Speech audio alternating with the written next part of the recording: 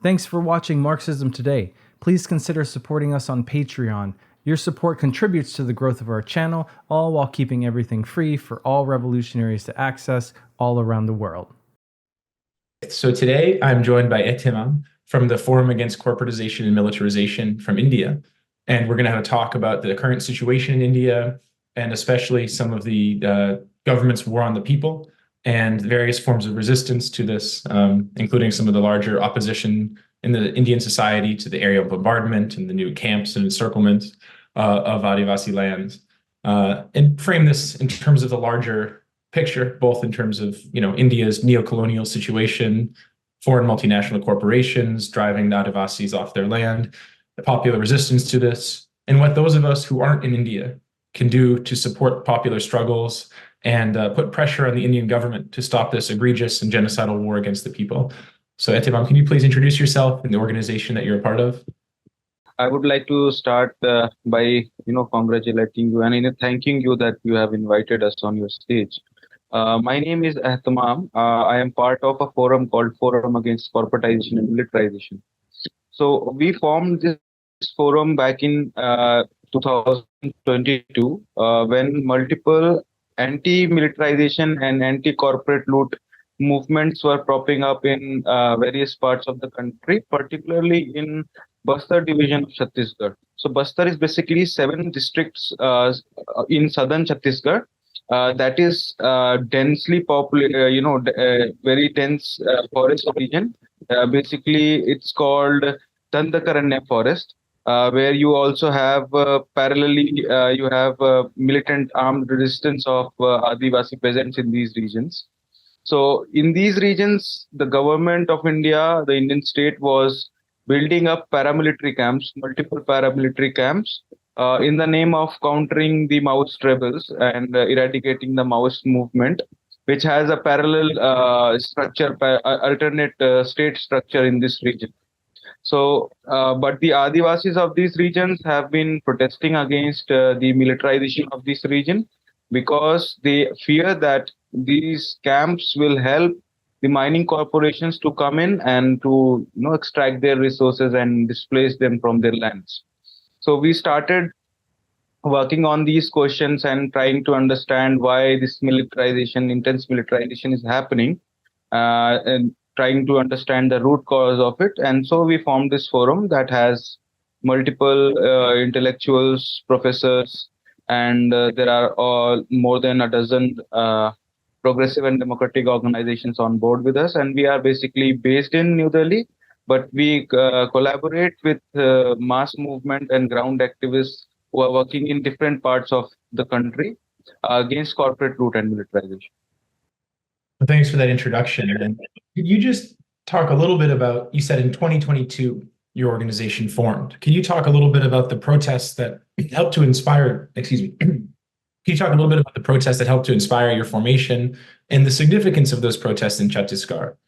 So in May 2021, actually on the intervening night of 12th and 13th of May 2021, paramilitary forces, Indian states paramilitary forces set up a camp in a village, small village in Bijapur district. The village goes by the name of Silingir, or it is spelled as Silgir in English. So when the camps came up, the people of that region, they went to protest. Some of the elders of the traditional elders of the clan, they went, the tribe, they went to protest against the building up of this paramilitary camp without the consent of the people of that village. So they were beaten up by the security forces who did not want to engage with them, and this sparked a protest in that village, which led to a mass rally of nearly 20,000 people on 17th of May 2021. In that rally, where people were marching up to their paramilitary camp that was built on 13th of May, security personnel opened fire on the protesting villagers, and that led to the killing of 3 Adivasi peasants directly from the bullets of the security personnel. and one woman, a pregnant woman, got injured in the stampede that ensued after the firing, and she also died 2 days later. So uh, I want you to kind of picture this. This was a time when a massive farmers' protest was going on at the borders of India's capital in Delhi. So at that moment, the whole country, or rather, let's say, the world's attention was in on the borders of Delhi, and we were also focused on there. But simultaneously, videos and footages and things started coming out of this incident, where Adivasi peasants who are also farmers are opposing a paramilitary camp, and in the process of opposing that paramilitary camp, they get killed by the security forces, who are in a way, let's say, they are supposed to protect the people, but they fired and killed those people. So that kind of uh, pushed us to form a fact finding team to get to know about the incident that happened on ground. uh, so we wanted to send a fact finding team, but there was a lot of problems and we could not send it at the moment. But then, in the meanwhile, we were also researching about what was happening, and then we started to, get information about more such camps being built in these regions. Then it clicked in our mind that it is something that is beyond just one or two camps. It's something that is going on at a larger scale, maybe at a policy level. And then we started digging in, and then we got to know about this operation called Operation Samadhan Prahar that was launched in 2017. So I want to point out that it was launched in March 2017, but we only got to know about it in May 2021, when this incident happened. So you can imagine the hideous nature of this operation, the way it was operating, the silence under which it was operating. We could not know. Even if even when people have been very much critical about state repression in these regions, they could not get to know about this operation. So after we got to know about this operation, we formed this forum to inquire more about it, to learn more about it, research more about it, and devise our response to this whole operation. Yeah, thank you for that. And it's quite interesting. I was following both the farmers movement and the movement in Silgar at the same time. And I remember reading an article from the research unit on political economy in India about these two parallel movements, and found it quite inspiring, the resistance. And just to emphasize for the audience, this part of Chhattisgarh is not a densely populated area. So when 20,000 people come out to protest this camp, there's a lot of people from a broad area. People are very angry about the conditions they're facing. Now, you mentioned, okay, this Operation Samadhan started in 2017, but in a sense, isn't this a continuation of 30 years of militarization and in the region, with going through various Salwajadum, Operation Green Hunt, Samadhan, kind of increasing repression, increasing intensity, aimed at driving the Adivasis off their land? Could you speak to that a little bit more, that longer term trajectory here? Definitely. What you pointed out is very much, true. That in these regions, the operations might have changed their names, but it has been going on for quite some time, and it has intensified over the years in different phases. So you have Salvajudum coming up in 2005. Salvajudum is something that was modeled on CIA's concept of vigilante militia that they did in Nicaragua, the Contra that they made in Nicaragua. So Salvajudum was something like that. They mobilized certain privileged or then other lumpen sections from among the Adivasi peasants, and then they armed them, provided them with salaries, gave them special police officer designation. And then and there was a whole impunity. They were completely, given impunity by the state to carry out these operations. And even the Indian state banned, the Supreme Court banned in 2012 Salajudum. It accepted that it burned down 644 villages and killed and raped multiple people, dozens or hundreds of people. And after that, not very not very long before Salvador had been banned, Green Hunt, Operation Green Hunt was launched in 2009. So Operation Green Hunt was something that was formulated on the basis of low intensity conflict strategy that has been devised by CIA. And that is to be used in different parts of the country, different parts of the world, against insurgent movements, rebel movements that have been going on in different parts of the world. So we see that in Operation Green Hunt, you have something called clear, hold, and develop. That's the slogan that they gave to clear the region of the Maoist rebels, hold the region so that it cannot get again, quote unquote, infested by the Maoists, and then you have to develop it. And this is something that is modeled on the concept of hearts and minds policy that was devised in Malaya by the British colonial regime against the rebel forces. So we also see that while these operations have been happening in different time frames, they have also learned from different regions and the different ruling classes of different countries, from imperialist countries, how they have employed different tactics to suppress any resistance movement. So yeah, that's true. It's a continuation of Operation Green Hunt, because in Operation Green Hunt you have something called clear, hold, and develop. In Operation Samadhan Prahar, you have something called Vikas, Vishwas, Suraksha. So Vikas is development, Vishwas is belief, and Suraksha is security. So it's again a continuation of hearts and minds policy in on ground in India. And in what they used to do in Operation Green Hunt, to build big paramilitary camps in certain spaces, they increased that number to 400. They provided for building up of 400 paramilitary camps in left-wing extremist regions. To what this is what Indian state denotes as areas that are affected by the Maoist movement as left-wing extremist areas. So they had a plan to build 400 paramilitary camps in these regions.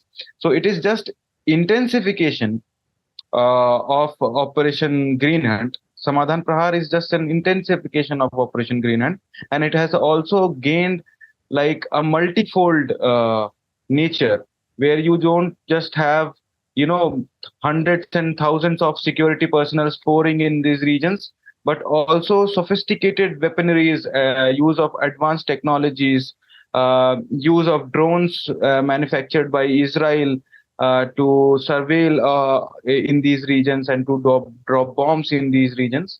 So there has been a qualitative advancement as well, but it is not entirely different from what has been happening in this region. It is something that is an extension of Operation Green Hunt and previous operations. Yeah, thank you. That's very clarifying, and it's disturbing to think about, especially for maybe those who are far removed. Helpful to think about, though, the intensity of this 30-year campaign at different levels of intensification to drive the Adivasis off their land. And for those who don't know, there are over 100 million Adivasis in India. So this is not a few thousand people or tens of thousands of people even, or tens of millions. It's quite a large number.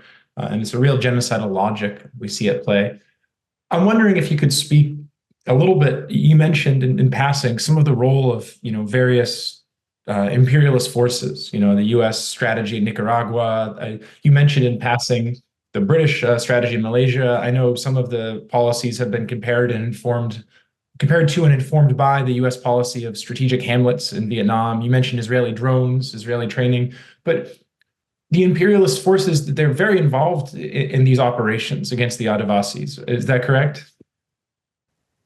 So there has not been a direct, direct foot on ground operation being conducted by imperialist forces, but definitely they are involved in these processes. I'll just give you an example that in early 2000, 10 NSA operatives came to India to help Indian state build something called NTRO, National Technical Research Organization. Now, what is this NTRO? NTRO is basically a huge institution that is used to surveil, to collect data, and to pick targets. Basically, something that is, you are sitting in some base camp in some remote location, and you are picking up targets and coordinating all kind of activities between different forces of state machinery. So NTRO basically does this kind of surveillance and satellite surveillance, geo positioning data system and things like that. And they have been providing Indian state with the data to with the geo positioning data system and all the technology that is needed to carry out these aerial bombings, drone bombings that is happening in Bastar. So there are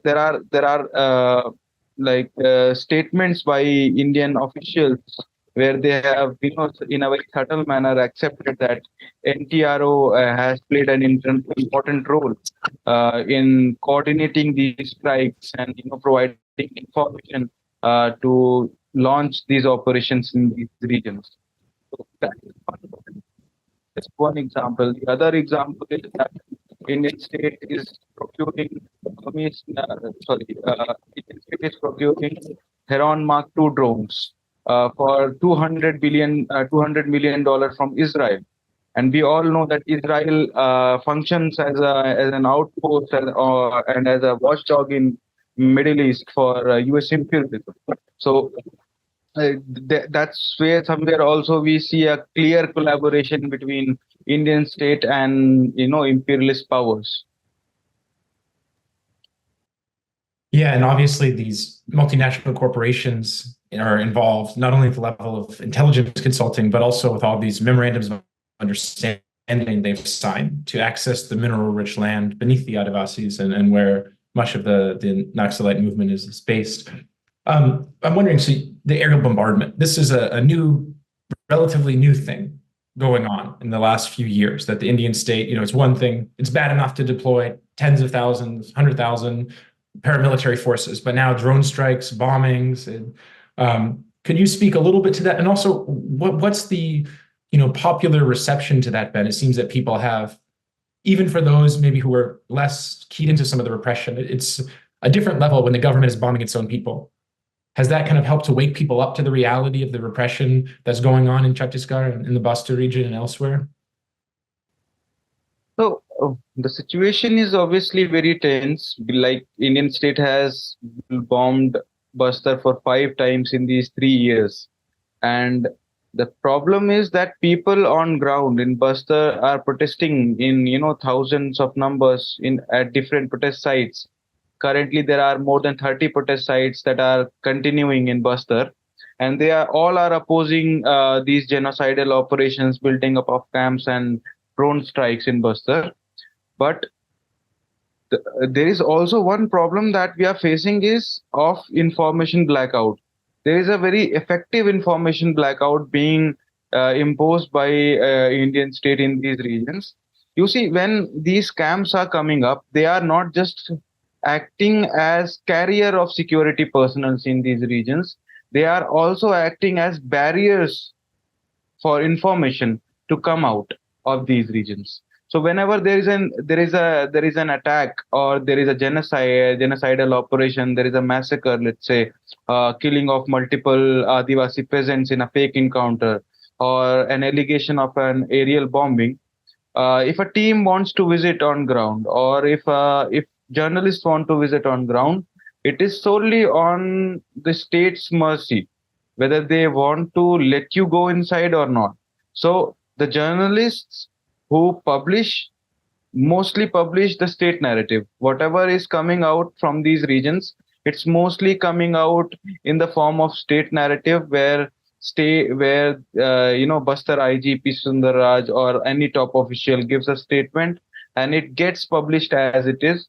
There is hardly there is hardly much effort to bring out the version of the people on ground, and because there are a lot of aspects, there are a lot of factors involved in this. So when a journalist is going on in these regions, and let's say a journalist travels for like 1200 kilometers from Delhi or from nearby region and goes there on ground, and after spending so much resources and energy, they are not able to go inside and record or bring out something. It's a futile attempt, and not many people would be that much determined to put futile attempts one after the other to bring out some information. It's only few of civil society, human rights organizations, democratic rights collectives that are putting real efforts, and there are some democratic pro people journalists who are also trying to make inroads. But apart from this kind of these camps acting as barriers, there is also a threat of state repression, because we know that journalists and democratic rights activists have been jailed for speaking about states repression in these regions. So as far as aerial bombing is concerned, there is a concern among people, but apart from people in Bastar, not many people know about these bombings that have happened. We have been trying to build a campaign around it, but we have been very effectively censored by state. Media hardly engages with us. Uh, I don't know, maybe because of the corporate nature of media, as well as because of state repression that might, you know, come with such kind of reporting. So we are still putting our efforts to bring more and more people on board and bring this thing in people's knowledge and attention. But so far now we have not been able to build as much big a campaign as is necessary to hold the government of India responsible for it. Yeah, so with obviously channels like Republic TV, Arnab Goswami, you don't expect anything from them. But it's interesting what you mentioned, that even maybe some of the more progressive media is a little bit afraid of the censorship. And what we've seen even here in the US over the last, maybe since 2016, but especially in the last 4 years, is also an intensification of censorship. Could you talk a little bit more how that's playing out in India with the censorship of, obviously, like you're saying, this is a big mass movement in the Bastar region. It's not a small thing. It's not a few people protesting. But how does the state work to both, impose silence, but also teach people to self-impose silence? People who otherwise maybe see the problems that are going on, but are afraid to speak up. How does that play out in India today? You see, these regions, they are like, when we talk about Bastar, or we talk about Odisha, where you have fourth largest bauxite deposit in the world. You talk about Jharkhand, Maharashtra, certain regions of Maharashtra. These all are part of the so-called red corridor or left-wing extremist areas, and also simultaneously they are rich in mineral resources. Like India is rich in 40 kinds of mineral resources and also rare earth metals. So these resources are being, this whole war on people is being unleashed to displace the Adivasi peasants, dispossess them of their lands and resources, and to loot the resources from, at very cheap cost. And foreign as well as domestic powers, corporations are involved in it. So, and these corporations have stakes in media houses. So when you talk about the mainstream, when we talk about mainstream media, obviously they toe the they toe the state narrative, and it's not something that is new. If we also talk about, let's say, pre 2014, where there was no BJP government in power in India, Bharatiya Janata Party was not in power in India. On this question particularly, the response were more or less same, because these big media houses have shares of Adani, has shares of Jindal, Tata, and big mining tycoons who have funding from foreign corporations, finance capital they have, in their companies. So that's just that's one thing, and even alternative media is not beyond that. We have seen that in the recent past, business tycoons like Adani have acquired, shares, uh, majority shares in alternate media houses, and we have seen their nature and their orientation towards journalism changing slowly and slowly. So that's why this question is very much pushed to the back seat, or rather, I won't say that it's pushed to the back seat. It's not even in the radar for many of the media houses, and it's not like they don't know about it. It's that it's very conveniently being shunned. And the third thing is ki there is a self censorship, which you have pointed out. Definitely, there is a self censorship, because journalists have been hounded in this country, and it has increased post 2014, since Brahmanical Hindutva fascist BJP government has come to power. So we see that journalists are being picked up and jailed under draconian laws like Unlawful Activities Prevention Act, or UAPA. We see journalists being jailed in Kashmir, in Jharkhand. There's a journalist by the name of Rupesh Kumar Singh. So Rupesh Kumar Singh has been working on the question of Adivasi peasants and corporate loot and militarization in Jharkhand region. So he was picked up, and his house was raided, and he was booked in two UAPA cases, not just one, two UAPA cases, accused of being a Maoist party member, and he is languishing in jail for almost more than 1 year now. So this is the kind of repression that a journalist has to face, or a civil right activist, a democratic right activist has to face if they are going to talk about it. And as you rightly pointed out, it is not something that is happening only in India, but because of the sharpening contradictions, and the crisis of imperialism all across the world, the imperialism is trying to intensify loot and suppress all kind of dissent all across the world, and it is more sharper in backward third world countries like India. So in such scenarios, Indian state is you know, on that very field, and going on that very track, and arresting journalists and activists. One such example is there, that you definitely would have heard about Bhima Koregaon case. So Bhima Koregaon case is one such example where picking up of democratic rights activists, journalists, intellectuals was done to send a chilling message to all kind of such professionals who speak in the support of people's struggle, that if you talk about these movements, this is what you will face and this is what you will get. So that obviously has a reaction, and that has led to self censorship, definitely. Yeah, it's quite striking with the Bhima Koregaon case, because not only do you have repression of the people's movements, then not only do you have repression of people who speak on behalf of the people's movements, but then you also have poets like Varavara Rao, you have priests like Father Stan Swami, you have human rights lawyers like Surendra Gadling, all being thrown in prison, all being called terrorists, all being framed up on these absurd phony charges, as we've seen. And then as we see the process itself becomes part of the punishment. It drags on forever.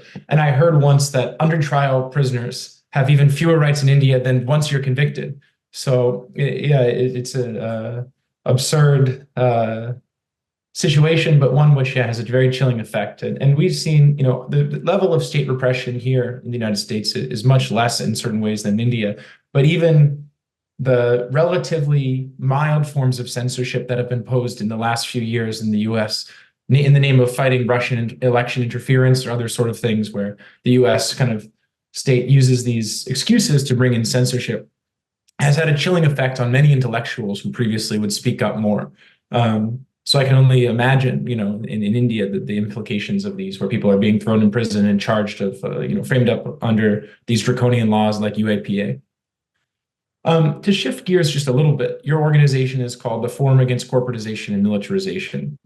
And, one of the obvious problems going on is this corporate logic of development in India. And you were speaking earlier, the Indian government constantly emphasizing when carrying out these large paramilitary operations and the war on the people, oh, this is for development, for development. But this word development so much hides behind it. Could you just speak a little bit about the nature of the corporate development in question that the Indian state is trying to promote, and how it seems to me this, I think, maybe fairly obviously for some of the audience, but hides the true nature of who this development serves?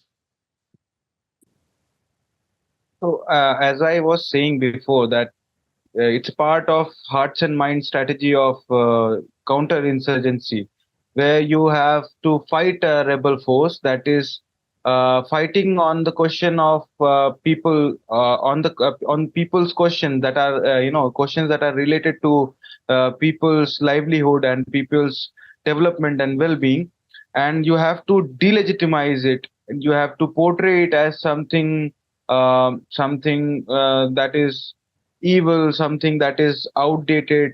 So you have to put something against them, and it cannot be simply a question of a narrative of state security or integrity and things like that. So then this argument of development comes in, where you where you where you sell this argument to the people to justify your repression, justify your dehumanization of a certain section of the society. So, when you say that Maoists or Adivasis are anti-development, you are pitting them against, not just against the state, but against a large chunk of the rest of the population. By saying, by selling this argument to the large chunk of the population, you are justifying that. You are justifying your repression in the minds of the other part of the population, that okay, whatever the state is doing in these regions is justified because it is to bring development, and it is to foster growth and things like that. But definitely there is a question that what kind of development is this, where people who have been the owners of these land, forest and water, who have lived here through ages, have protected these this environment, are being displaced and disinherited, uh, and in return they are not getting anything actually. So you see that wherever there is a mining corporation going on, first of all they are using like medieval process of mining. They are using blasting techniques, open cast mining, that is somewhat banned in most of the developed countries now. But they are using these things in India because you can easily do it because it is cheap, and you will get away with it because there is no question on how this so-called development is being achieved. The whole point comes down to only thing, that is that $600 million or $700 million deal has been made, and that will bring employment and things like that. So when a mining corporation goes in this region, lush green forested region and hills, you have water streams and whatnot in these regions, and the moment they set foot on the land, they start open cast mining, they start blasting in these regions. That not only affects the people who are directly displaced by these mining projects, but also affect the other people, indirectly, because these blasting and the open cast mining, they kind of produce lot of pollution, lot of chemical waste, and lot of dust that gets settled in the nearby fields, lowering their productivity. They also pollute the water streams. There are multiple cases in Maharashtra, Gadchiroli region, or in other parts of Chhattisgarh, where you have red water flowing in the water streams because of the pollution that has happened due to mining. And these red waters are not now they are not capable of being used for irrigation or for drinking. So the people who have been peacefully living in these regions, who have been earning their bread and butter through agriculture, through their farming activities, and that's what predominantly has been their activity in these regions, apart from collecting forest produce. You suddenly come in with lots of machinery saying that you want to bring in development, and then you start destroying everything.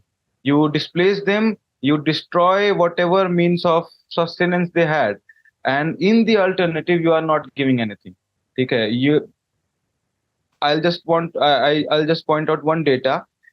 Recently in 2021, Chhattisgarh state government's women and child development department brought out a data where they said that they have 18,000 something schools in Bastar, and from among these 18,000 schools, more than 6,500 schools don't have even one teacher. So this is kind of development that you are taking in these regions. If you go to Bastar, you won't find, for 20-30 kilometers, you won't find a hospital, even a hospital that can provide primary medical care. But for every 2 or 3 kilometers, you have a paramilitary camps, housing 200, 300, 400 paramilitary personals. You don't have resources to build schools, but you have resources to build wide 60 feet wide road where people even don't own cars. So this is kind of this is the stark contrast that we see in Bastar and other parts of the country as well, wherever there is mining going on. That's one thing that is directly affecting the Adivasi peasants of these regions. But this so-called development is also against the people of the entire country or the entire Indian people, because this is not development, this is imperialist loot, to be very clear and very straight to the point. You have foreign corporations directly coming, or you have foreign finance capital coming through domestic corporations. They are coming in our country, displacing our people from their land, using their cheap labor to extract our resources at cheap prices. At let's no it we won't even call them prices, because they are like so sold even lesser than the worth of dirt. So they are extracting those resources using our people's cheap labor, and then they are using our people's cheap labor to produce goods from these raw materials, and then they are selling it in our market for 10 or 20 times higher price. So it's a complete drainage of our economy. Our country's economy is in the clutches of imperialism, particularly US imperialism, and it is not something that is only affecting the people of these Adivasi, not only affecting the Adivasi peasants. Obviously, it is affecting them directly, because they are the ones who are directly being displaced and dispossessed, and who are facing state repression when they are resisting.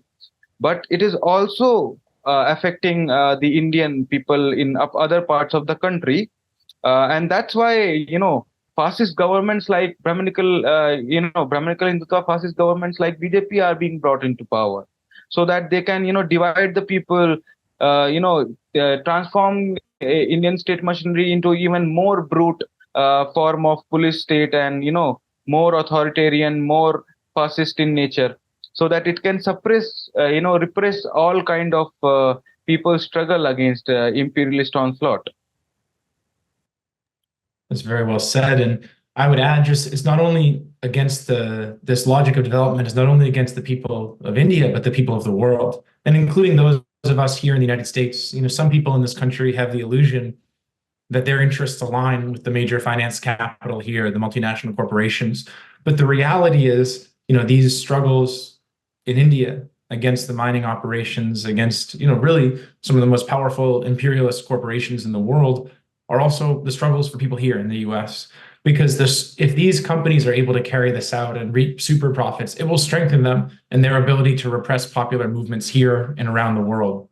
And so in that sense, it's important to bring the internationalist perspective, as you've alluded to, because I think especially right now, the crisis of imperialism, the US and Chinese imperialism are ever more at loggerheads. And the US imperialists, their hope really for maintaining global dominance, a big part of it is built around India, both as a military counterweight to China, but also as a place to get rare earth minerals from, in which the Chinese companies control a lot of the supply of those, and to, in clear cutting the forests and setting up new factories, have a big pool of workers, many of these displaced Adivasis, to work for cheap labor as the US companies shift out of China. So yeah, these struggles are very essential to understand. I want to ask you a little bit about that too, but first, I'm wondering, and let me know, what you think on this question, if we can dive into it and how much. But you mentioned earlier the alternative form of government the Naxals are bringing, the Janatana Sarkars. And to me, it seems these represent perhaps even ideologically the biggest threat to the Indian state in a way, because the Indian state wants to frame the Naxalite movement as, bloodthirsty terrorists, but they're building check dams. They're doing literacy programs. They've developed a written language for a number of Adivasi, written script for a number of Adivasi languages. These sort of forms of pro-people development really draw into question the narrative put forward that the only option for development is clear-cutting the forests and these the medieval mineral mining processes, as you put it. So, there is a, we see that historically this is not, terming the Maoist movement, Naxalite movement as terrorist is not something that has been happening historically. So in the earlier phases of 2000 or even before that, even the Indian state would recognize, going by the intensity of the movement and popular consciousness in support of the people's struggle, Indian state would also recognize that this is a movement. This is a movement that is rooted in the socio-economic and political system of the society. And then even the Indian state would recognize at that time that the resolution to this movement would not be something solely militaristic, but also it has to be socio-economic and political one. So, and that's where low intensity conflict and hearts and minds strategy comes into play, and this whole focus on development comes into play. But definitely it's not just fight for resources only. Obviously, fight for resources is an important aspect at the moment because imperialism is in crisis and it needs to resolve its crisis by looting and exploiting the people and their resources.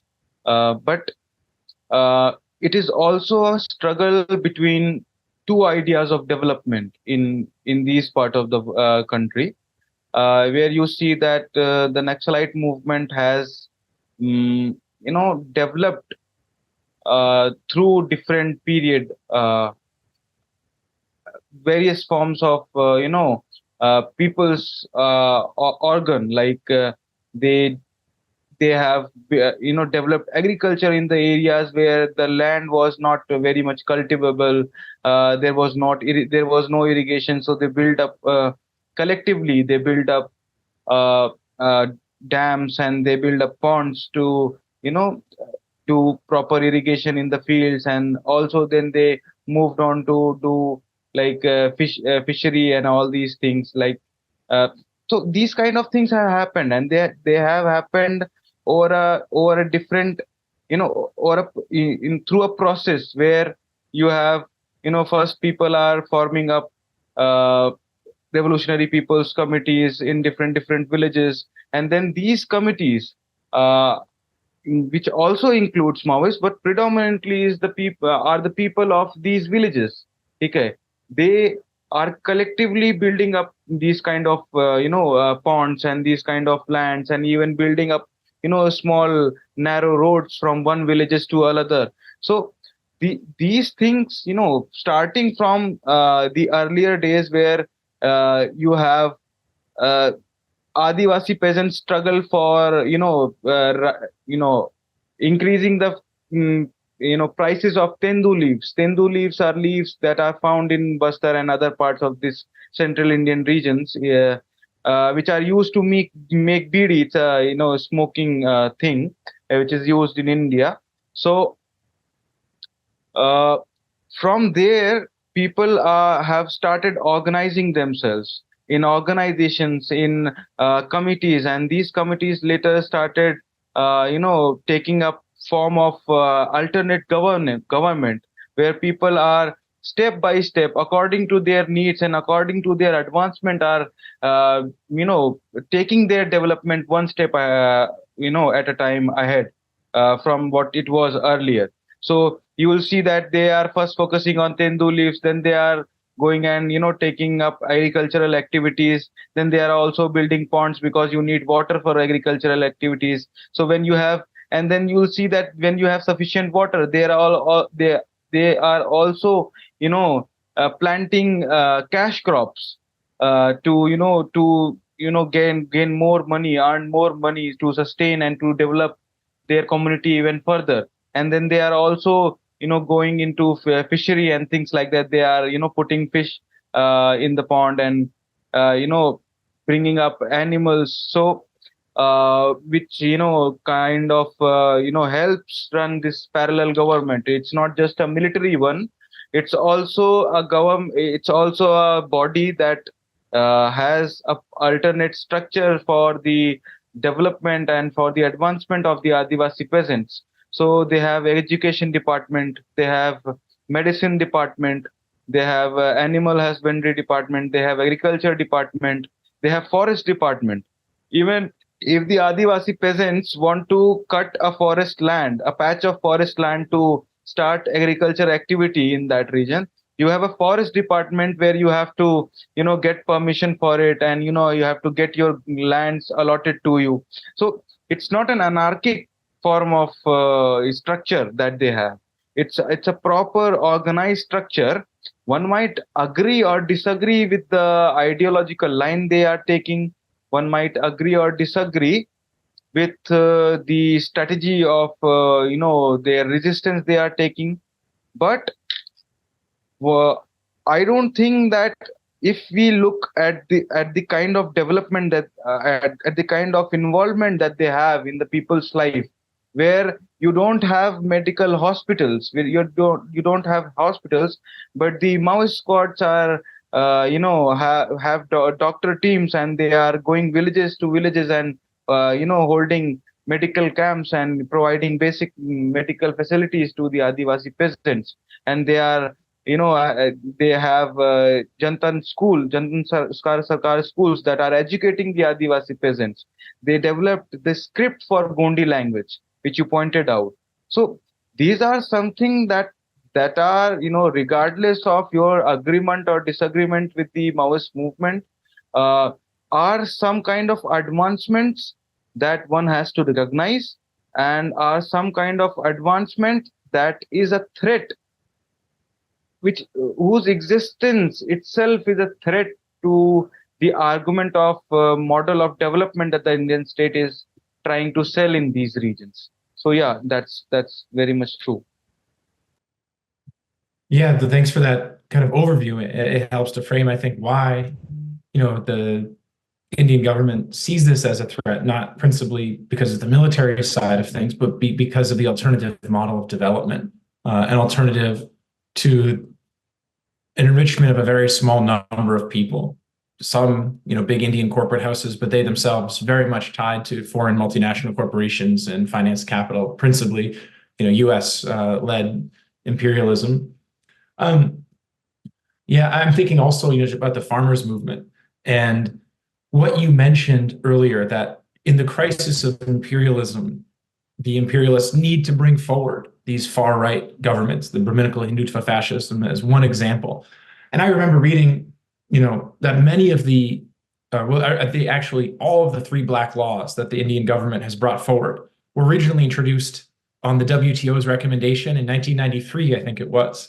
But the Congress Party didn't have the popular legitimacy and electoral power to really force through these laws that the farmers movement is protesting. But now the BJP thinks they have the strength to force it through.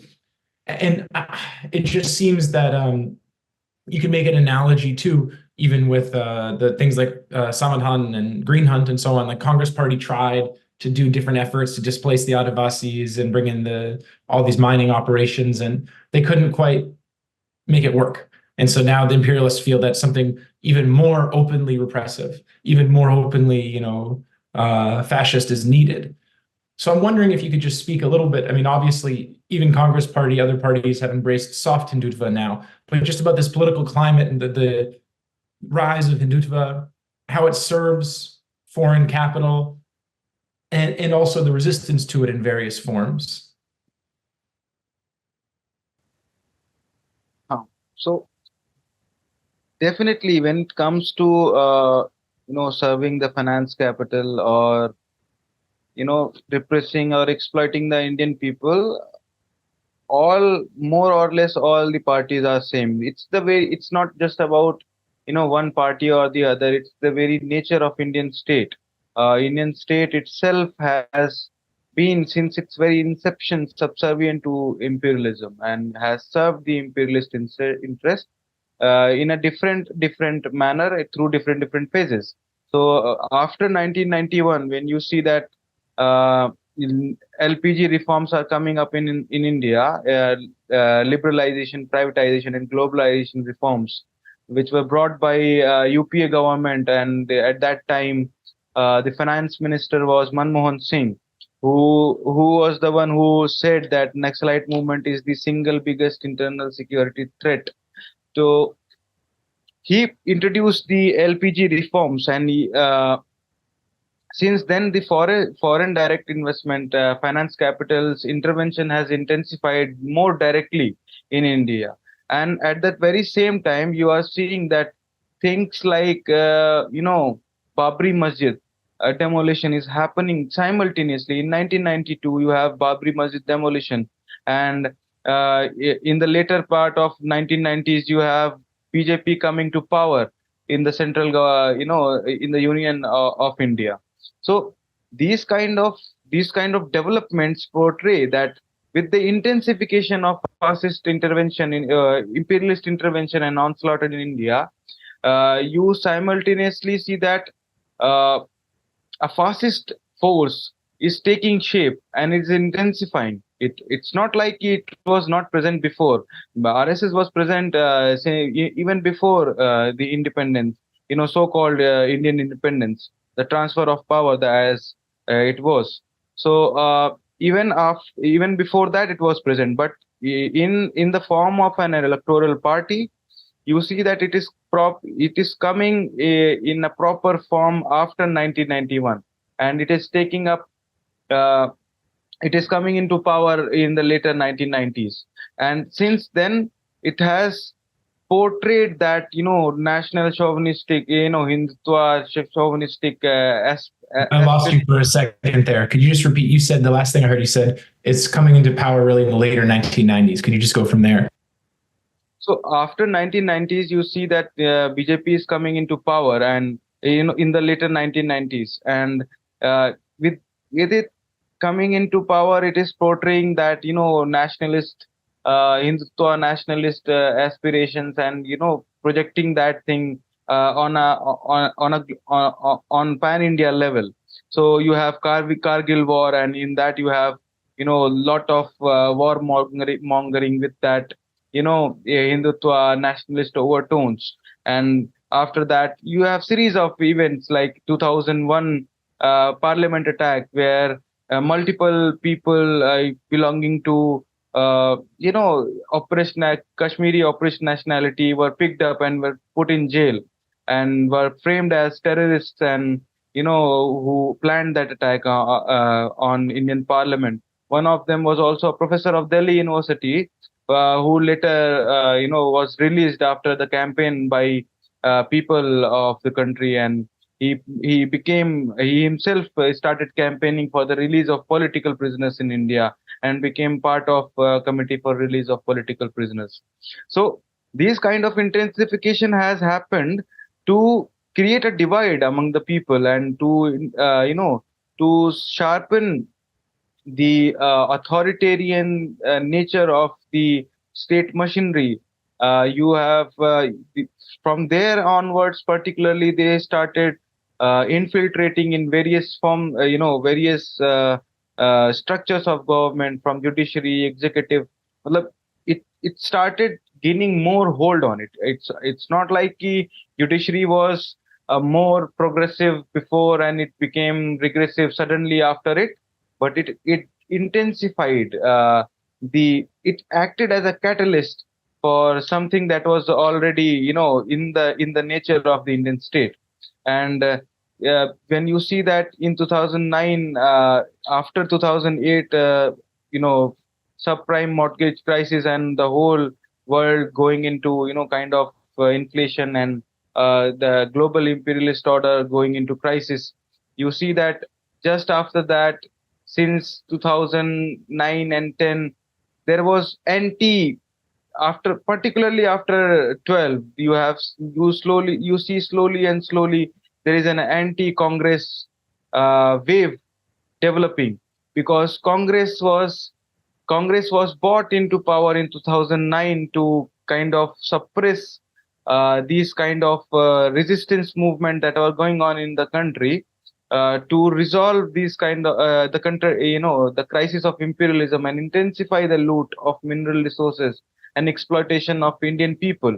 But yeah, the year, it's the same year they brought Operation Green Hunt, and Operation Green Hunt was, it failed miserably. It failed in these regions, and resistance movement continued nevertheless. Even though they did suffer certain setback, it continued nevertheless. Nationality struggles were on the rise in 2015 and 16. Particularly, Kashmiri nationality struggle was very sharp. Even before BJP coming into power, it was very sharp. So that's why I believe that in 2014 there is a sudden shift in the later 2013, and BJP is being projected as a savior of Indian people from corruption, from economic setbacks that India is facing, from inflation, from unemployment, and things like that. And obviously these were the crises that India was already facing. So people did support BJP, because there was no popular alternative to Congress at the moment, because where you have on one side you have people's resistance movement continuing in different part of the world, but they are different part of the country, but they are facing severe repression from the state, and they are being censored, and they are being silenced. And in the mainstream level, you have lots of parliamentary left parties also, who are also kind of caught in that whole scenario. So in the later part, BJP did was able to exploit that thing, and it is something that has happened in, I think it has happened in everywhere in the world, wherever fascist forces have risen to power, be it in Germany or in Italy. It was a failed social democracy that brought fascism into power in Germany. It was a failed setup that brought fascism into power in Italy, and it is those very crises that brought Trump into power in US. We were talking the other day with one of our members, and he pointed out that Trump initiated his election campaign from a factory, from an abandoned factory in US, and his argument was to bring employment back to US. So the fascist powers exploit the existing contradictions that are prevailing in the society to mobilize the people in their support, and then pit one section of the society against the other to create an idea of enemy. And in that, to counter that enemy, justification is given to the, intensify militarization. Justification is given to strengthen the police apparatus and surveillance apparatus and whatnot. So, and that is definitely to serve the crisis of imperialism, to serve the foreign corporates. And for example, you do see that happening in Odisha, where you have POSCO, a South Korean mining giant, coming to mine the hills of Odisha, and then you have Hindalco and other mining corporations.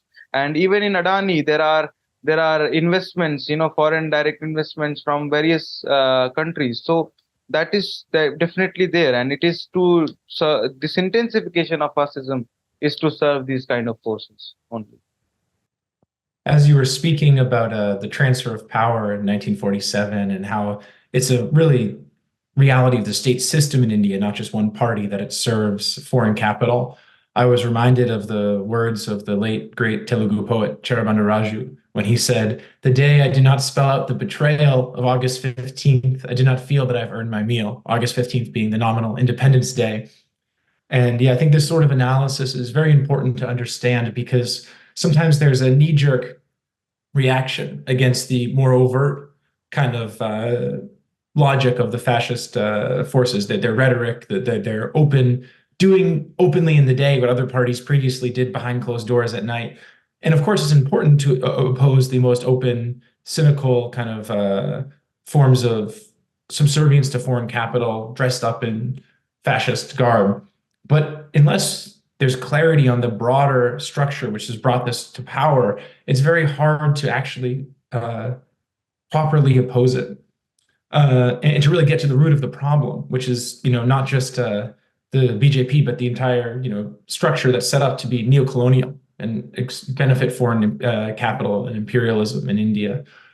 I'm wondering, just my guess is most of the audience watching this will not be familiar with the rise of the RSS and its history a little bit. So, I've read a bit of, the history, Savarkar going to Mussolini's Italy. I've read Golwalker's writings and We Are Our Nationhood Defined, which I understand is still taught today in the RSS schools. But could you just give a little bit of an overview of the history of the RSS, this kind of fascist movement in India?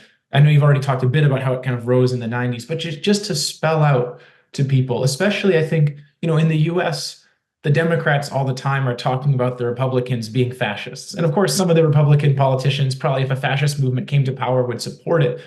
But oftentimes this word gets thrown around a lot. Trump calls the Democrats fascists. So in the US context, and not all of our audience is US, a good deal from around the world, but I'm thinking in particular that the word gets kind of overused or misused. But I think, in the case of the RSS, by their own ideological standards, it's a very accurate definition.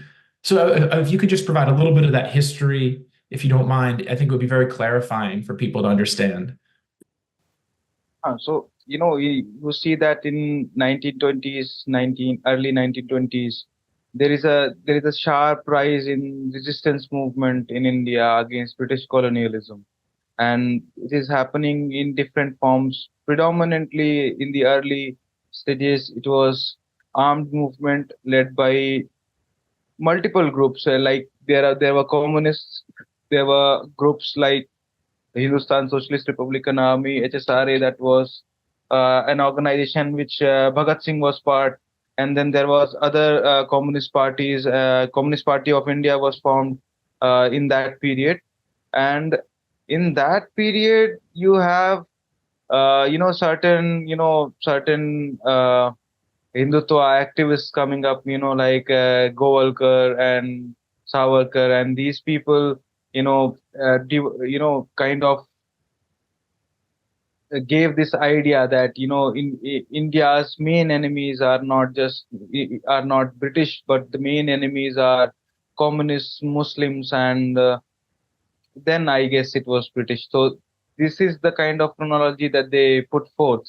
So and in the so it's very important to point out that in the earlier phases, Savarkar did participate in the militant struggle to a certain extent, but then he was caught and then he was sent to jail, and then he became an apologist and he apologized to the British colonial rule, and then he became a collaborator and he started accepting pensions, and then he played a role along with others to form this organization. There were multiple organizations coming up at the moment. There was Hindu Mahasabha, and then there was Rashtriya Swayamsevak Sangh. These all organizations had that similar overtone. So uh, when India, had this formal transfer of power, lot of the members in the Indian National Congress. The Indian National Congress at that time was an umbrella organization. You at that time you also have a very small faction of communist and even militant communist in Indian National Congress. You have people who were earlier who later became part of Muslim League, part of Indian National Congress. You also have people who have who are from RSS and Hindu Sabha. So Hindu Mahasabha. So in the when the Indian state was uh, when the British colonial regime transferred power to the Indian ruling class at the time, the likes of Nehru, Patel, and this clique, this whole group. So a lot of them were from RSS. The early batch of Indian National Congress, and even later, RSS had a good hold in Congress, and that's why there were certain contradiction. And for a very brief period of time, RSS was banned in later 1950s, but then the ban was revoked very shortly after. And RSS has been working to build this kind of mostly predominantly it has worked as a cultural organization, self-help groups. They have built, propped up multiple self-help groups as uh, it's subservient organizations, it's affiliated organizations. And in at the center of it, they also formed a paramilitary organization. The RSS was itself a paramilitary organization where they have, every day they have at 6 a.m. they are having, sort of a military drill. They are marching in, khaki short pants and white shirts and black caps with, batons on their shoulder and things like that. So these kind of, you know, military discipline that they also they carried forward together with that fascist hindutva national chauvinist idea of building India into a Hindu rashtra, and bring taking India back to its glorious days, as something that was also said by Hitler, to break take Germany back to its glorious days, or something what Trump calls make America great again. So this is what they have been doing. And in the 1970s, mid 1970s, when Indira Gandhi was in power, there was a very sharp, contradiction with Congress, and Indira Gandhi was the sole, power in Congress. Centralization of power was also very strong at that moment, and there was emergency imposed. And in that period of emergency, RSS uh, participated in those period, and a lot of their leaders at that time, who later on went on to become uh, finance ministers like Arun Jaitley and things, they participated in it. And they at that time BJP was not formed as a political party, and they supported the Janasangh government that came after emergency ended. And after Janasangh government fell, they formed their Bharatiya Janata Party, which did not gain traction at the earlier stage, but they were continuing their activities. And when you have, then it, uh, I come back to where I was before, that when you have 1991 LPG reforms, you see that when the Indian economy is being opened up to, for more further exploitation and imperialist onslaught, you also have, fascist attacks like demolition of Babri Masjid and larger popularization of Indian society, pitting in Muslims as the primary targets for the larger Hindu population of the country. So that's where it started getting intensified and gaining traction. And by later 1990s, you have them in the union government, and from there onwards, they have only uh, stepped up their game and consolidated themselves. And what we see right now is the intensification of that process.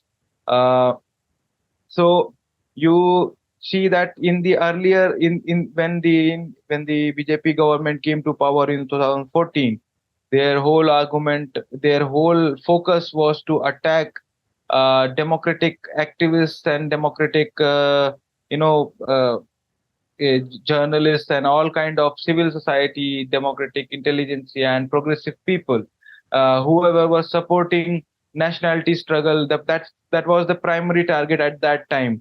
Ki whoever is supporting the nationality struggle, primarily Kashmir nationality struggle, is a Pakistani. He has to go to Pakistan.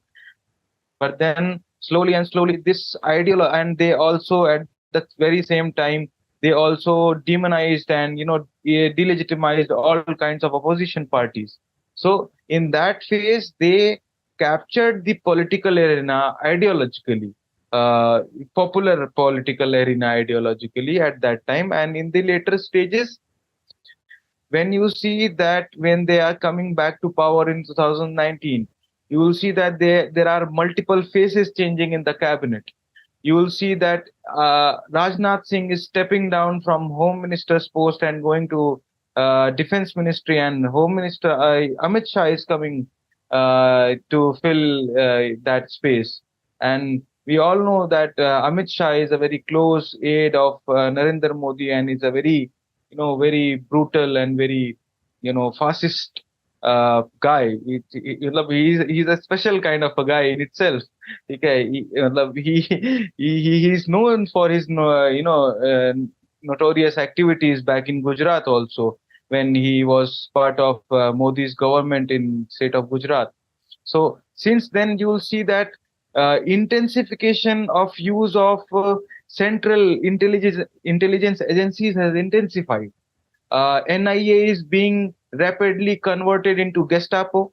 ED is being rapidly used as a political mechanism to raid political dissidents and now the opposition parties as well.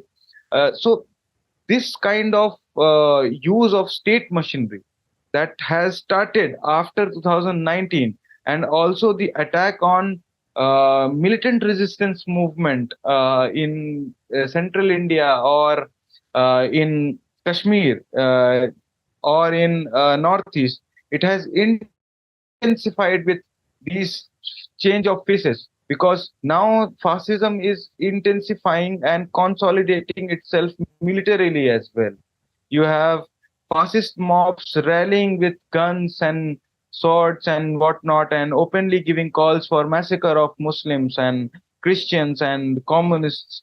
There are movies coming up with Goblosian propaganda, movies like Bastar, the Naxal story, where it is portrayed that that an IPS officer is openly calling for shooting down liberal intelligentsia on the streets of cities. So this consolidation has intensified, and this intensification of consolidation is something that is called Vision 2047.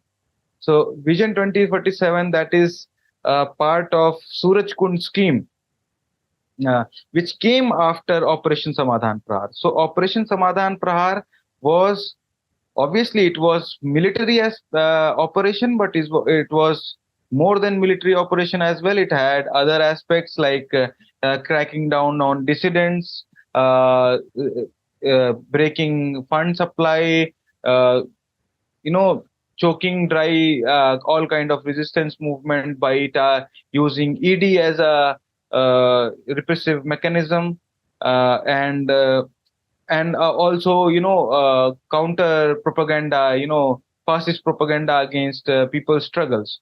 But when in 2022, Operation Samadhan Prahar came for 5-year period from 2017 to 2022. They said that they will end the Naxalite movement by 2022, but it obviously did not end in 2022. So they held a meeting in a place called Suraj Kund in Indian state of Haryana. So in that Suraj Kund, they held a Chintan Shivir, a brainstorming session. In that brainstorming session, they came up with this Suraj Kund scheme, where they they carry forward the tasks that were taken in Operation Samadhan Prahar, that is to arm the paramilitary with sophisticated weaponry, coordinated use of intelligence agencies, use of foreign technologies like drones and whatnot, and also building up of 400 paramilitary camps, out of which 200 have already been built. So whatever that was left to be done from Samadhan Prahar has been carried forward. But additionally, what has happened is that in this policy, they have identified three enemies of Viksit Bharat, developed India, that is their vision 2047. So they have identified three enemies of Viksit Bharat. One is communists, and they have not differentiated. It's very interesting that they did not say which communists they are talking about. So in India, there are multiple communist parties, from CPM, parties that say that they are communists, and there are parties who come from the Naxalite stream. So there are dozens of communist parties in India. So which kind of communists they are talking about, they have not specified. But primarily, if you see the focal point of attack, it is very much evident that it's the Maoist communists they are talking about primarily. And the second enemy is the terrorists, and that is, without saying, goes for Muslims. And the third enemy is organized crime. So you will see that uh, with terrorists, there is already a war going on in Kashmir, and quote unquote terrorists, and they are every day killing people left, right, and center, and saying that they have killed three militants here, two militants there. There is already a war going on with Naxalite movement in central India. But in the third aspect of organized crime, they are targeting opposition leaders who have criminal track records. So you have cases of muscle, powerful gangster turned politicians like Atiq Ahmed and Mukhtar Ansari. Oh, you're sorry, you're cutting out a little bit. Could you just say, you said powerful gangsters turned politician, and then the audio kind of went out. So you see, in that third part, you have you have people like Atiq Ahmed and Mukhtar Ansari, who have been member of legislative assemblies in Indian state of Uttar Pradesh, currently being ruled by a monk named Yogi Adityanath. So they have been targeted, and his whole argument, Yogi Adityanath, who was till very recently being projected as Modi's successor. I don't know what has happened recently. I guess he has fell from his good graces, but his whole election campaign, his whole public speeches were focused on targeting, gangster turned, Muslim gangster turned politician leaders, like Mukhtar Ansari and these.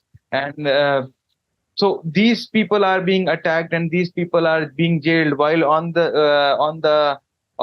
at the very same moment you have you know uh, fascist elements, right wing elements, who are consolidating their mafia networks all across UP. So, and apart from that, you also see that people are being picked up in drug charges, in peddling charges. Like there have been allegations that Naxalite movement gains its support. A chunk of its funding comes from selling marijuana, and similar allegation has been made for militant forces in for that are struggling in Kashmir, that their resource funding comes from, one is that it comes from Pakistan, but also it comes from drugs. And this is also something that has been used to suppress any kind of dissent in Punjab also in the past, and in northeastern state. So the third aspect. One more important aspect is that uh, Suraj Kund scheme provides for targeting of opposition leaders, opposition parties, through these kind of investigating agencies like NIA, ED, CBI. So these investigating agencies have been slowly infiltrated by pro BJP, pro RSS forces, and they have been given utmost impunity to raid, to arrest, to file charge sheets, and to jail activists and all other forces who are resisting the fascist onslaught. And in the name of curbing, in the name of curbing Naxalite movement, and uh, to do so, in the name of curbing Naxalite movement or any other, militant resistance, to do so, they have justified the, strengthening of, in investigating agencies like ED and NI, and the result of which we are seeing that they are now being, when they have been intensified and when they have been strengthened beyond limits, they are being used as Gestapo to suppress all kind of dissent, and even also additionally target opposition leaders. You have two state chief ministers in jail in at the peak of election time. So this is the kind of trajectory that Indian state is taking when BJP RSS is at the helm of it's is at the helm, and they are doing these kind of things to consolidate their power, to consolidate their force, so that in the coming days they can step up their game even further, and go on for even more brutal form of repression. I'm reminded of Rodrigo Duterte in the Philippines and his so-called war on drugs, which was obviously used to target the communists there, but also his political opposition and some of the organized crime that wasn't linked up to him, as there was a lot of evidence and allegations that he himself was heavily involved in the drug trade. So he used that to eliminate some competition. It sounds like a similar strategy here that the BJP is using. I want to ask you, so this Vision 2047, it's sort of the BJP RSS's idea of when they'll be able to fully implement the Hindu Rashtra. Is that correct? That's sort of their target date, 100 years after what they would call independence, but I think, as you put it earlier, transfer of power, to have really brought in a fully hindutva fascist society by that point. Is that basically what they're trying to say with this kind of articulation? Even the fascists have got to keep the morale of their cadres high. So earlier, their whole slogan was to transform India into a Hindu Rashtra by 2023-24, when RSS was completing its 100 years. But definitely it could not do so because there are a lot of resistance forces fighting in the country. There are lots of political forces that are resisting separately, as well as through united platforms and through joint struggles. So definitely they could not do it. So now they have given this slogan of consolidating their idea of Hindu state by 2047. So that's it. Definitely that's it. And I wanted to point out that it's a very interesting point that you raised, that this is something that Duterte has also done in Philippines, and it's not just Philippines; it has also been done in Peru as well. The Shining Path has been accused of you know uh, engaging in drug trade for its giving headways to, and supporting the drug cartels for funding its activities. So it's also a way of demeaning a resistance force, painting in them in a criminal picture, criminal image as such. So that is what is being done here also. Yeah, absolutely. It's a good point. It's not unique. Duterte is not a very smart guy. I don't think he invented the strategy, so he's just copying what others have done before him. So I want to ask you another question about this. So I know that the BJP said, okay, by 2022, they'll eliminate the Naxalite forces, and they didn't succeed. Okay. But now they've launched what they're calling the final mission. And they're saying by this year, 2024, they will eliminate the Naxalite movement. Now, I don't think that they will succeed, but they have deployed some new measures, right? They're sending more troops or forces from the center, other such things. Can you just talk about what's the significance of this so-called final mission that they've launched? So they have I guess you are talking about Operation Kagar. Yeah. Sorry, I forgot the name of it except for the English translation. So Operation Kagar is basically part of the continuing Operation Samadhan, Prahar, and now the Suraj Kund scheme. So Operation Kagar was initially a mobilization of 3,000 paramilitary forces from Odisha to Abujmar region of Bastar, that is North Bastar, Narayanpur, Kondagaon, and Kanker district. So this mobilization was needed to build more paramilitary camps in this region, because earlier they focused on South Bastar, which is one of the strongholds of the Naxalite movement and one of the strong guerrilla zones. The other is the Abujmar in Chhattisgarh. So they wanted to make inroads, and they wanted to build these kind of paramilitary camps, and that's why they wanted to deploy more forces, more boots on ground to make inroads in these regions, because these are very hostile territory for them. And these forces, since the coming of these forces, there has been an intensified repression in this area. Almost 110 people have been killed in the past 4 months, including more than 50 Maoists as well. Not even more than, I guess it's more than 60 Maoists in different encounters, and most of the encounters have been done in an ambush pattern, where people have been surrounded and killed, shot, or have been captured and killed. So, but it's a very interesting thing that we have to see. The Indian state has launched its military operations not since some 1 or 2 decades. It has launched its operation against Naxalite movement since its very inception. Indian state used Indian armed forces, not paramilitary forces, Indian armed forces in Operation Steeplechase during the upsurge of Naxalite movement, and hundreds of people, thousands of people rather, in different parts of the country.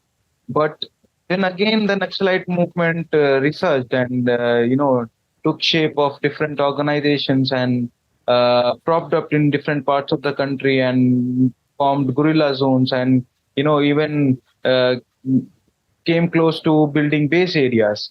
So these are, matlab, and apart from that, it has also launched Operation Samadhan, Salvajadum.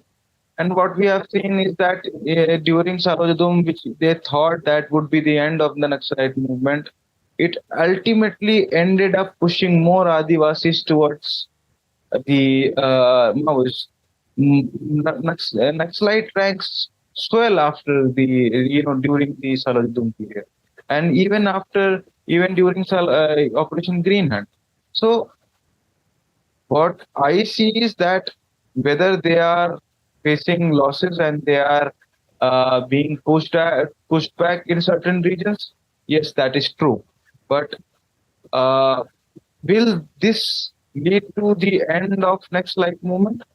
I don't think that is something that is going to happen, and it's not just my opinion or forum's opinion.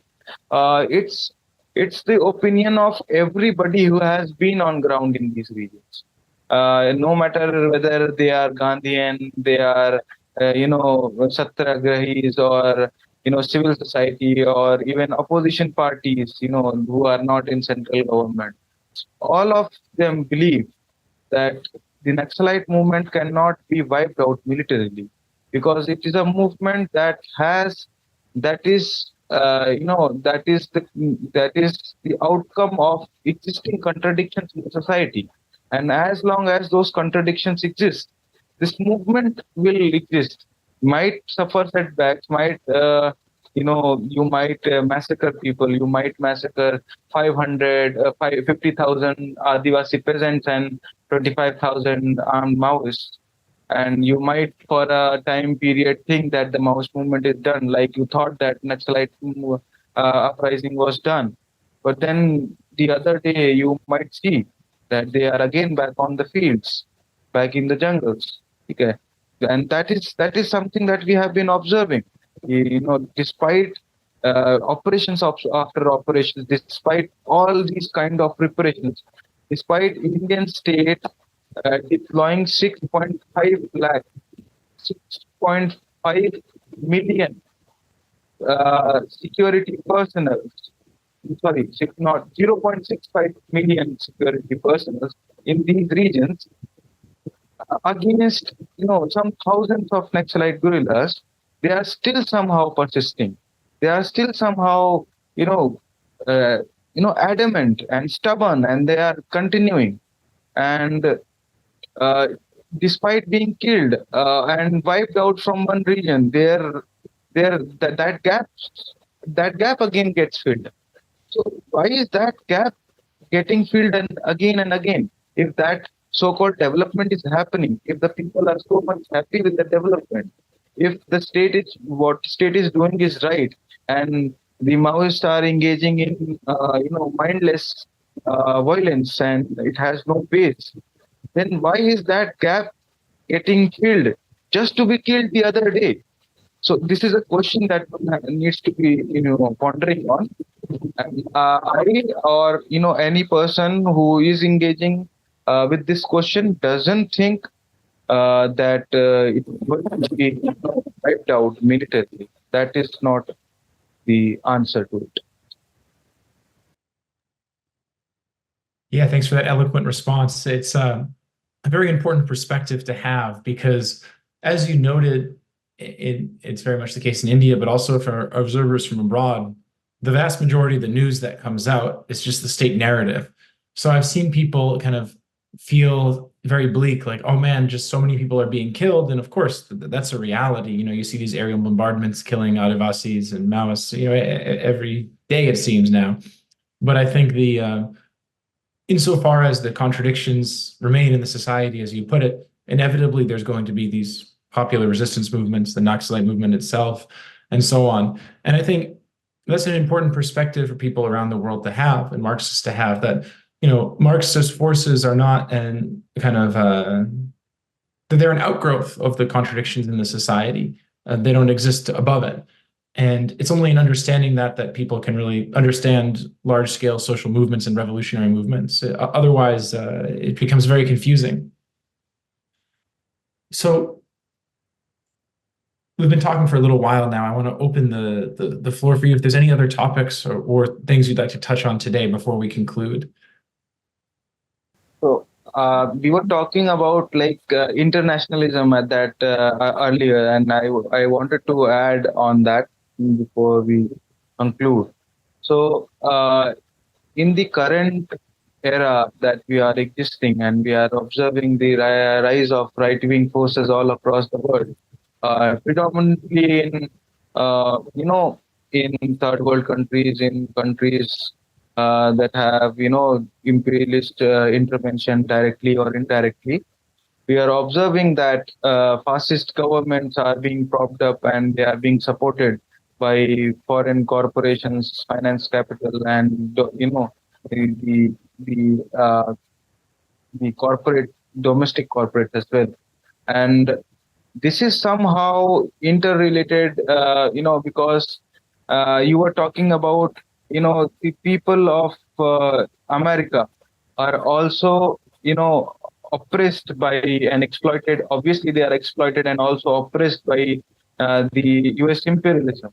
And on that, I wanted to add on that, the more US imperialism exploits the people of the colonies, semi-colonies, third world, whatever you name it, whatever you call it, the more it exploits the people of the third world, the global south. And there are various definitions, but the more it oppresses and exploits these people, the more intensified it gets. And as much as much strengthened and intensified it gets, the more exploitation and oppression it will unleash on the people of the rest of the world, and also on the American people as well. You see that when the foreign corporations, foreign finance capital is coming to South Asian countries to, uh, you know, uh, put up its plants and do manufacturing here. Who is getting unemployed when they are employing cheap labor in India and Bangladesh or Sri Lanka or these countries? It's the people of America that are day by day getting being left unemployed, and then the right-wing forces of US are diverting your attention to the migrants from Mexico or from the other parts of the world. So this is how fascism has been creating contradictions among the people, among the oppressed and exploited people of the world. And that's how imperialism has played with the people, and it has exploited the people and have, oppressed the people. And it is it is we as the people from different part of the world who are exploited, who are oppressed by imperialism and by their ruling classes, can come together in common strength and solidarity with the yeah, in support of each other's resistance movements.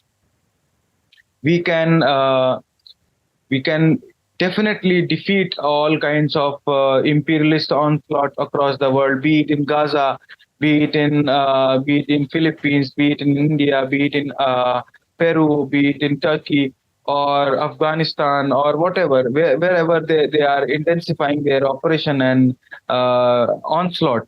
We can collectively fight it when we attack, when we aim our energy towards imperialism.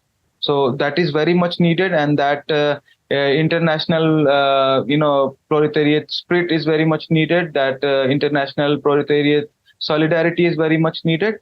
And to end, before if we are going to end in somehow, we were talking about the existence of contradiction in the society, and that are giving rise to resistance movements, or we were talking about corporations, domestic or foreign in Indian context, and multiple other things.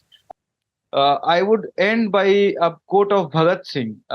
He said that his last petition to Governor of Punjab, British colonial governor of Punjab, he wrote that, let us declare that a state of war does exist and shall exist as long as the Indian toiling masses are oppressed by a handful of parasites.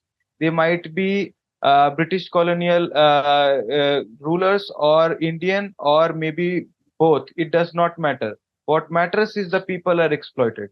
So this is what is happening in India, and that's why resistance movements, despite all kind of repression on democratic movements, on civil, all kind of democratic resistance or people's resistance through armed struggle, they they are getting revived again and again because those questions are not being resolved. And as long as those questions will remain, this state of war will exist because this state of war has been imposed on the people by the Indian state. It is not the people that have imposed this state of war, it is the state that has imposed this state of war on the people of the country. Well, thank you for that incredibly powerful internationalist message. And Bhagat Singh's words ring out to us across the century. Still so sharp, still so relevant, still so powerful.